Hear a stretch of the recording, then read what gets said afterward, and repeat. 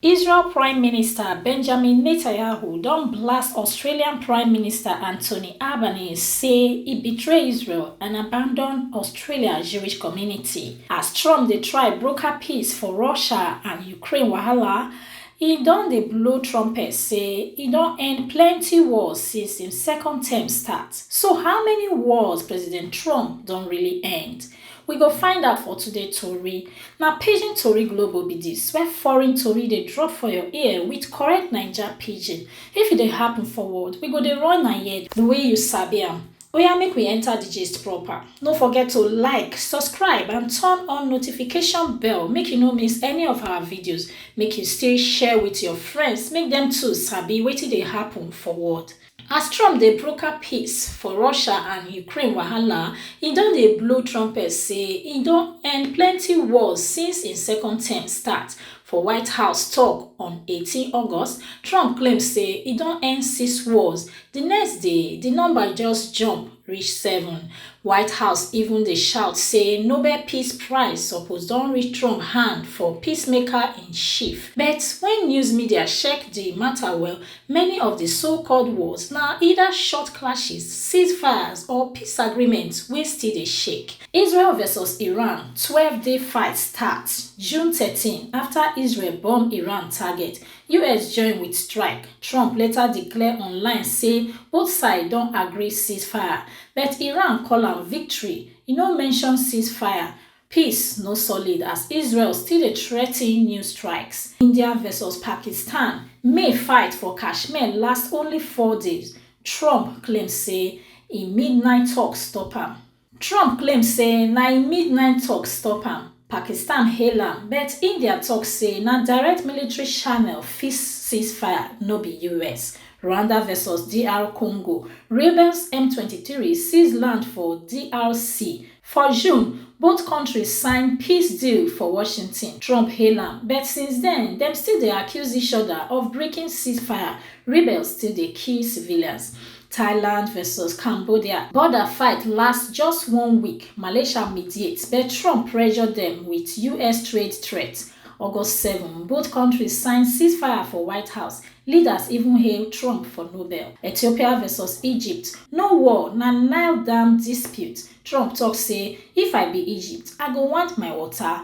He claim say US go settle am quick, but no formal agreement yet. Serbia versus Kosovo. Trump talk say im stop big war June 27 with trade threats, but experts talk say dem no dey fight that time, na just ten sion. Bottom line, Trump talk say na 7 wars e don end, but many na ceasefire wey still dey fragile or disputes wey no even be full war. Kremlin don downplay talk say Russian President Vladimir Putin and Ukraine leader Volodymyr Zelensky go soon meet face to face. Donald Trump wey meet Putin for Alaska last week and later welcome Zelensky plus 7 European leaders for White House still dey push make the two men sit down discuss how war fit end. Trump talk say the war hard to settle and e possible say Putin no really wan stop fight. Im still add say we go sabi inside the next 2 weeks whether Putin serious or not. At first, Trump bin dey push for the 3-day summit with himself, Putin and Zelensky. But now, im dey talk say make the two leaders first meet alone. He talk say he go join if necessary.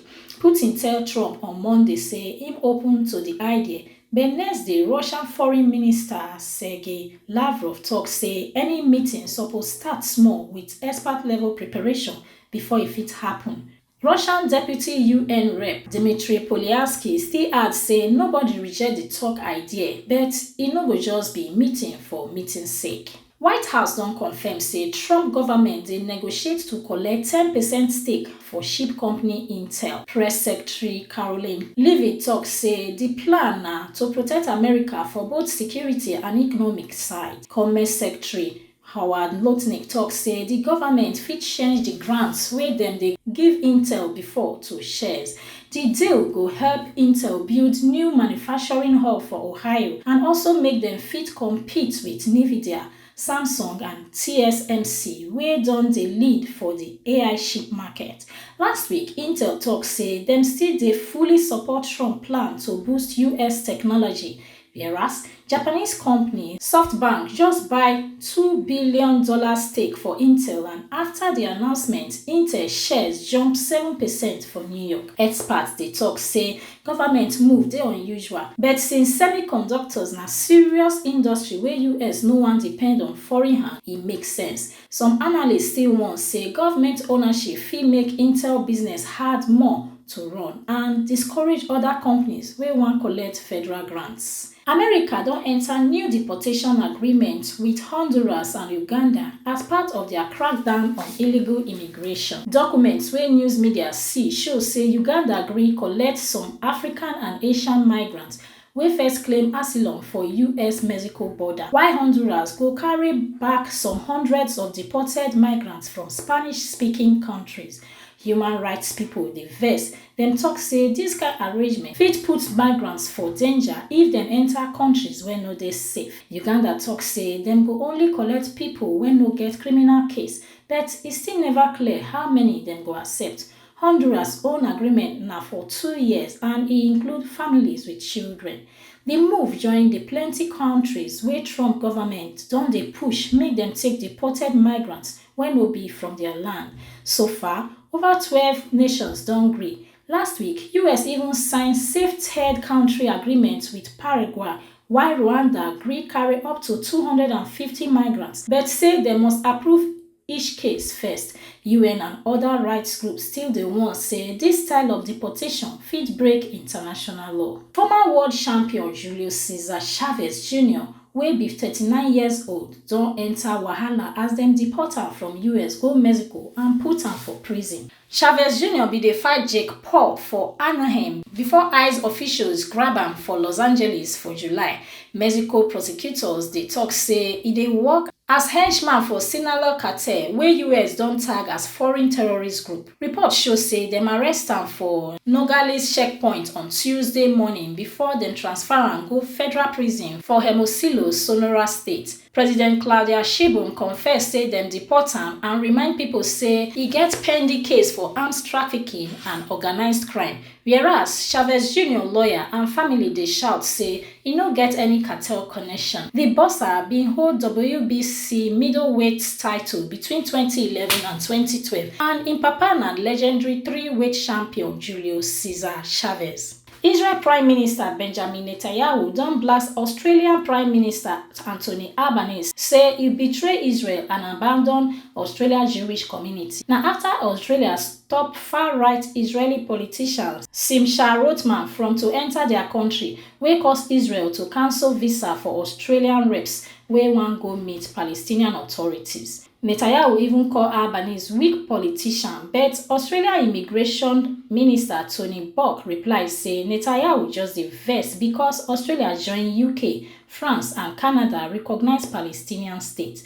Burke add say strength no be about how many people you fit born or leave hungry. Albanese talk say e no dey take insult personal and e dey always handle foreign leaders with respect.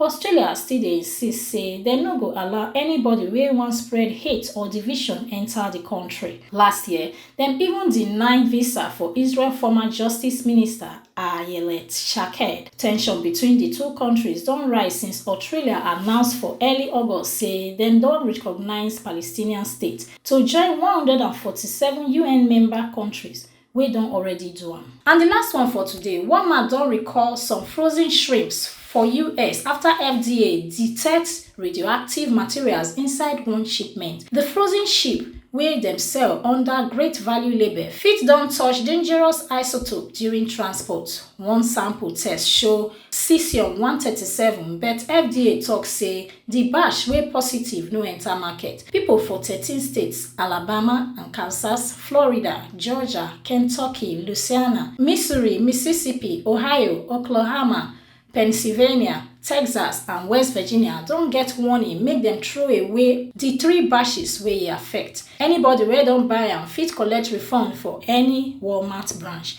Walmart talk say dem don block sales for the product and remove am from shelves, and dem dey investigate with the supplier from Indonesia. FDA still add say other shipments no show contamination, but exposure to cesium-137 over time fit cause cancer risk. Na the latest health alert wey dey worry food safety for US. Na the tori for today be that, and na Rebecca Guffey dey report for PidginToriGlobal. Una do well.